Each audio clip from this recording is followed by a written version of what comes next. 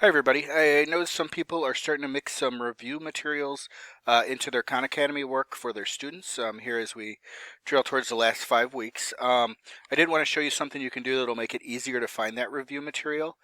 If you're in a class and you've already assigned it to be geometry, initially when you go to assign you only see geometry options. If you go to this pull down menu right here, you can click edit course.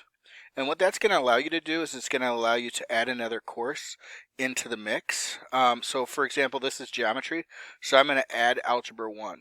Now if I hit save, what's going to happen is I'll actually in this pull down menu, I'll have both choices. I'll have high school geometry. I'll also have Algebra 1. And then from here, I can go ahead and assign any review item that I'd like to straight from that other class. It's going to make it a lot easier to find and assign as opposed to just kind of randomly looking through Khan. Hope that helps. It was a handy little trick that I found and it saved me a lot of time, so I thought I'd pass it along. Thanks, bye.